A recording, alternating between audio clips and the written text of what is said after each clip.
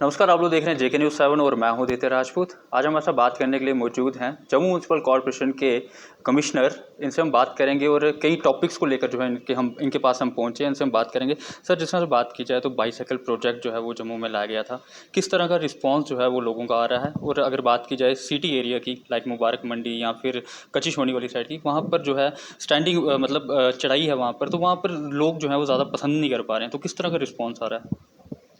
देखिएगा, अभी तक हमारा पब्लिक बाइसिकल शेयरिंग का जो प्रोजेक्ट था स्मार्ट सिटी के तहत, उसमें बहुत ही अच्छा रिस्पांस लोगों की तरफ से मिला है।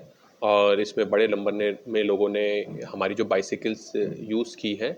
और जहाँ तक बात रही कि अंडुलेटिंग टेरेन की, तो अंडुलेटिंग टेरेन में भी बाइसिकल्स यूज़ होती हैं। और it's mostly basically it's start करने के लिए है कि और बहुत जगहों से हमें हमारे कॉरपोरेटर्स, हमारे जो ऑनरेबल कॉरपोरेटर्स हैं, उनकी तरफ से डिमांड भी आ रही है कि हमारे एरियाज़ में भी ये लगाई जाए। और अगर कहीं पर किसी पर्सन को लगता है कि वो नहीं यूज़ कर सकता है, तो it's always a choice thing.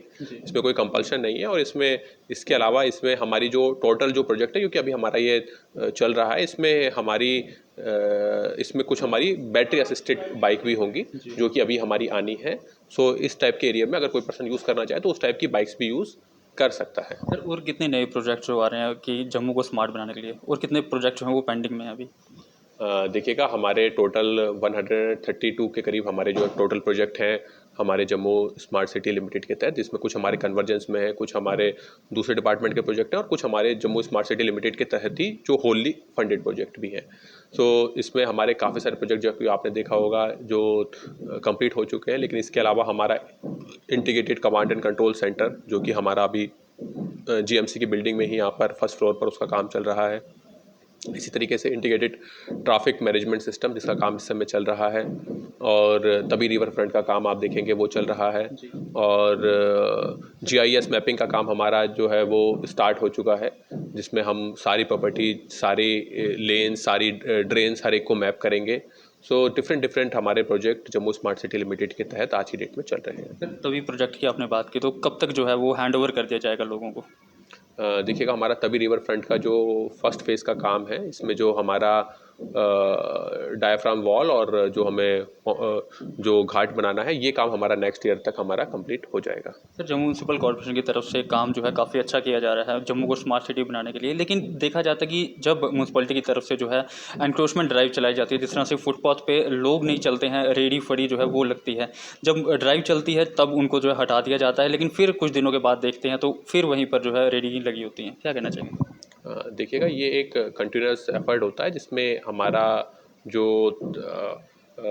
हमारा एनफोर्समेंट को लेकर हम जो है कार्रवाई करते हैं, उसके साथ साथ हमें लोगों से भी कॉपरेशन चाहिए होता है कि वो अननेसेसरी फुटपाथ को एनक्रोच ना करें। हमारे जितने भी शॉपकीपर्स हैं, उनसे भी हम रिक्वेस्ट करते हैं कि वो अननेसेसरी फुटपाथ को एनक्रोच ना करें और अपनी शॉप्स के अंदर ही अपना सामान रखें। इसी तरीके से काफ़ी सारे जो रेडी और फड़ी वाले हैं, उसके लिए हम एनफोर्समेंट भी करते हैं। उसके साथ साथ ये भी हमारी लगातार कोशिश रहती है कि कोई ना कोई हर एरिया में हम कोई रेहड़ी जोन भी आइडेंटिफाई करें, सो दैट वो वहाँ पर जा सके। तो ये एक कंटिन्यूस एक्सरसाइज है and we will be keep on doing it. लेकिन सर, देखा जाता है कि जब भी जम्मू म्यूनसिपल कॉर्पोरेशन की तरफ से एंटी एनक्रोचमेंट ड्राइव चलाई जाती है तो लोग कहीं ना कहीं जो है नाराज़ होते हैं। देखिएगा, ये एंटी एनक्रोचमेंट ड्राइव जितनी भी होती हैं वो लोगों की ही सुविधाओं के लिए होती हैं। सो एट ए लार्ज मेरा यही मानना है कि एट ए लार्ज कभी ऐसा नहीं हो सकता कि एंटी एनक्रोचमेंट ड्राइव से किसी भी ड्राइव पर लोग जो है लार्ज नंबर में कभी भी, देखिएगा, जिसका पर्सनल बेनिफिट जिस भी पर्सन का इन्वॉल्व रहेगा ही will be always agitated. But society as a large हमेशा जो एंटी एनक्रोचमेंट ड्राइव होती है वो हमेशा फ़ायदा ही होता है। वो सिमिलर ही है, अगर हम कोई रोड भी कंस्ट्रक्ट करने चलते हैं तो वहाँ पर जिसकी ज़मीन जा रही होती है उसको कई बार लगता है कि मेरी ज़मीन जा रही है, but as a society as a large वो हमेशा फ़ायदेमंद होता है। तो बहुत सारी चीज़ें ऐसी होती है कि जो कि सोसाइटी एज ए लार्ज फ़ायदा पहुँचाती हैं। एनक्रोचमेंट ड्राइव, अगर एंटी एनक्रोचमेंट ड्राइव कोई भी है तो वो सोसाइटी एज ए लार्ज हमेशा फ़ायदा पहुँचाती है। एक जिस पर्सन का इंटरेस्ट इन्वॉल्व है, वो हमेशा हो सकता है कि वो एजिटेट हो, तो उसको भी समझाना हमारा काम है। But at the same time society at a large जितनी भी एंटी एनक्रोचमेंट ड्राइव होती हैं, they are always in the for the benefit of whole Jammu. जी सर, जिस तरह से बात की जाए 1 साल पहले की, तो 1 साल पहले जो है प्रॉपर्टी टैक्स जो है उसका नाम लिया गया था और लोगों में काफ़ी रोष देखा गया था। अब दोबारा से प्रॉपर्टी टैक्स जो है वो लगाने की कोशिश की जा रही है, तो सर क्या लगता है कि वो सक्सेसफुल रहेगा और क्या अपने ही घर रहने का जो है वो टैक्स देना पड़ेगा? देखिएगा, जो प्रॉपर्टी टैक्स है वो in the first thing it's a prerogative of जो हाउस है उसका प्रोग्रेटिव है, और उसके साथ साथ ये हमारे हर हिंदुस्तान में हर सिटी में प्रॉपर्टी टैक्स लगता है। ऐसा नहीं है कि ये कोई नई चीज़ है जो कि पहली बार इंट्रोड्यूस की जा रही है। ये इट वाज ऑलवेज देयर। और आप लोग टैक्स देंगे तभी आपको सर्विस प्रोवाइड की जाएगी। आपको टैक्स ऐसा नहीं है कि टैक्स से गवर्नमेंट जो है वो उसको उठाकर गवर्नमेंट जो है वो बैंक में जमा कर रही है। इन द एंड आप लोगों का टैक्स जो है वो ही आप पे यूज़ होना है। तो अगर कोई भी अगर रोड बनती है, कोई भी अगर जो है कोई भी अगर स्ट्रीट लाइट लग रही है, तो वो पैसा उसी टैक्स से आ रहा है। सो इन द एंड अगर आप लोग अगर हमें अपनी कॉरपोरेशन की अर्निंग बढ़ानी है, अगर आप चाहते हैं कि जम्मू म्यूनसिपल कॉरपोरेशन बेहतर सर्विसेज प्रोवाइड करे, तो उसके लिए आपको और हमको जो है ये अपना भी रोल उसमें अदा करना पड़ेगा, चाहे वो in the form of user charges हो, चाहे वो इन द फॉर्म ऑफ जो है जो टैक्सेस हो। वो हम सबकी रिस्पॉन्सिबिलिटी है, क्योंकि इन द एंड हर एक पर्सन को हम जो भी टैक्स देते हैं वो गवर्नमेंट हमारी ही अर्निंग से वो टैक्स लेती है, और वो हमारे ही ऊपर हमारी ही बेहतरी के लिए खर्च करती है। क्योंकि अगर ये आर्गूमेंट रहेगा कि हमने इस चीज़ के लिए टैक्स देना पड़ेगा, वो तो हम हर चीज़ के लिए देते हैं। हम अपनी अर्निंग में से भी टैक्स देते हैं, जो इनकम टैक्स होता है वो हम अपनी अर्निंग में से देते हैं। तो इन द एंड वो भी एक टैक्स है। जी सर, आपने पिछली बार भी देखा होगा काफ़ी धरना प्रदर्शन हुए थे, काफ़ी पॉलिटिकल पार्टीज रोडों पर थी, आम लोग जो हैं वो रोडों पर थे, और कहा जा रहा था कि एक म्यूनसिपलिटी की तरफ से जो एक नया तरीका जो है वो निकाला जा रहा है लोगों की जेब से पैसे हड़पने का। देखिएगा, वो आप उसको अगर आपको मिस कोट करना है चीज़ों को तो आप कर सकते हैं, बट जैसे मैंने आपको बताया कि प्रॉपर्टी टैक्स हर जगह पर लगाया जाता है। इसमें कोई अपवाद नहीं है, चाहे वो आप हिंदुस्तान के दूसरे शहर देखें या फिर आप दूसरे कंट्रीज़ देखें, हर जगह प्रॉपर्टी टैक्स लगाया जाता है। और जिसका मकसद यही होता है कि हम जो है शहर की बेहतरी के लिए काम कर सके। और इन द एंड अभी तो लगा भी नहीं है, अभी तो इट्स जस्ट सर, आपको नहीं लगता कि पहले अवेयरनेस होनी चाहिए लोगों में इस चीज़ की, प्रॉपर्टी टैक्स को लेकर? आई थिंक जैसा आपने बोला कि 1 साल से डिस्कशन हो रहा है, I think 1 year is enough for awareness. और अगर किसी को हम हमारे हाउस में ऑनरेबल मेयर साहब जो है वो लगातार हमारे जितने भी स्टेक होल्डर्स हैं उनके साथ मीटिंग्स भी कर रहे हैं। सो हमने जो चैम्बर ऑफ कॉमर्स है उनके साथ भी मीटिंग की है, जो पीएचडी चैम्बर ऑफ कॉमर्स है यहाँ पर उनके साथ भी इस इशू पर लेकर मीटिंग की है। और भी जितने भी हमारे जो मेजर स्टेक होल्डर्स इन्वॉल्व हैं, हम हर एक के साथ लगातार मीटिंग कर रहे हैं, उनको समझा भी रहे हैं, उनके साथ कंसेंसस भी क्रिएट करने की कोशिश कर रहे हैं।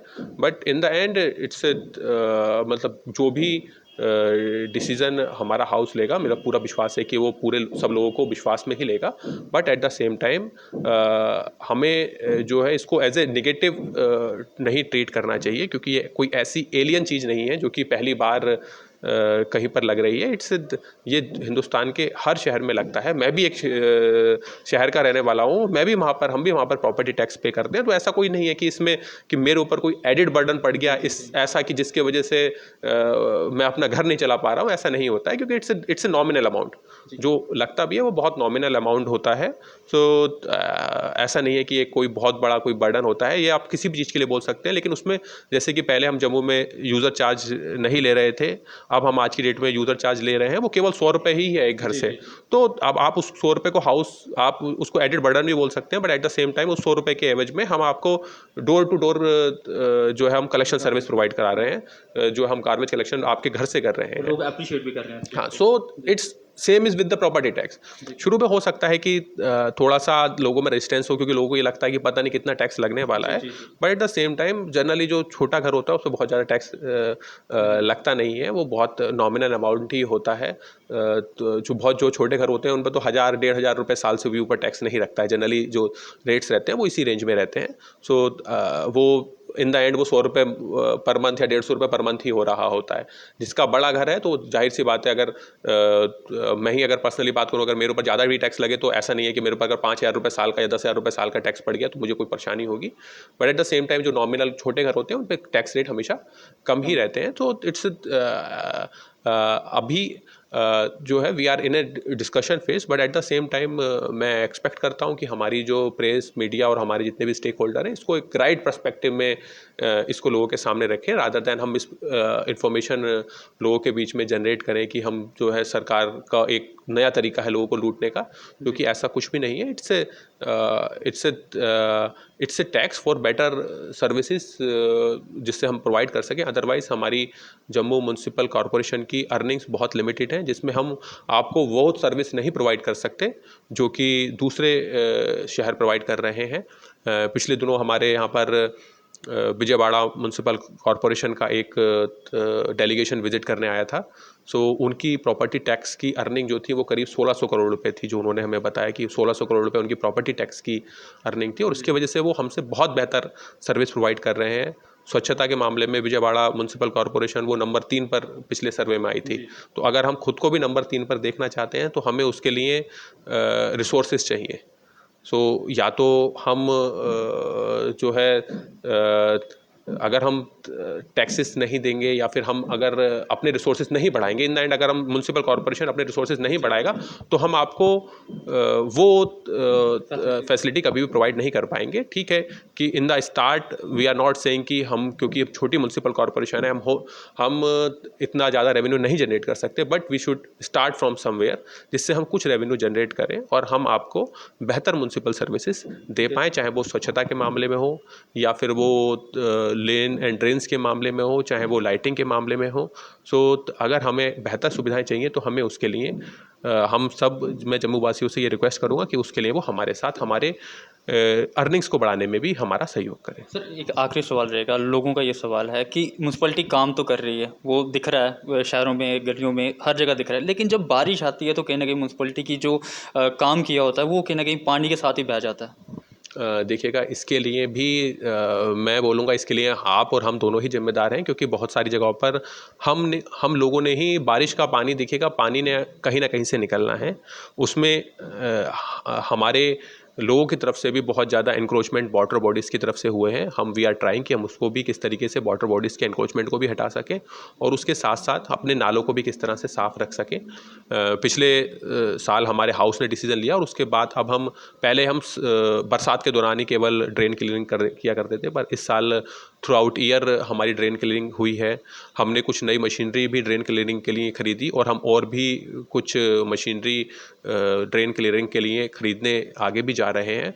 और ड्रेन की ब्लॉकेज का एक बहुत बड़ा रीज़न जो रहता है वो पॉलीथीन रहता है, उसमें भी गवर्नमेंट की तरफ से बैन भी किया गया है। पर उसके साथ साथ मेरी सभी जम्मू वासियों से भी ये मेरी रिक्वेस्ट है कि वो पॉलीथीन का यूज़ ना करें, और उसके साथ ही जो आपका कूड़ा है उसको आप नालियों में और नालों में ना डालें। हमारा पर्सन हाउस टू हाउस आपसे कूड़ा कलेक्ट कर रहा है, आप वहाँ से उनको कूड़ा दें, सो दैट वो कूड़ा हमारा नालियों में ना जाए, क्योंकि वो एक ब्लॉकेज का बहुत बड़ा कारण बनता है। और जिस तरह से मैंने आप पहले भी बोला कि जितने बेहतर आप हमको हमारे जो है आप मदद करेंगे हमारे रेवेन्यू बढ़ाने में, उतनी बेहतर हम आपको जो है उतनी ही बेहतर हम आपको सर्विसेज दे पाएंगे। शुक्रिया बात करने। तो ये थे हमारे साथ जम्मू म्यूनसिपल कॉर्पोरेशन के कमिश्नर राहुल यादव जी, जिनके साथ आज हमने कई टॉपिक्स पर जो है बात की, और ये सारे जितने भी टॉपिक्स थे सब आम लोगों से जुड़े हुए टॉपिक्स थे। आपकी क्या राय है ज़रूर साझा कीजिएगा। तब तक के लिए बने रहे अब JK News 7 के साथ।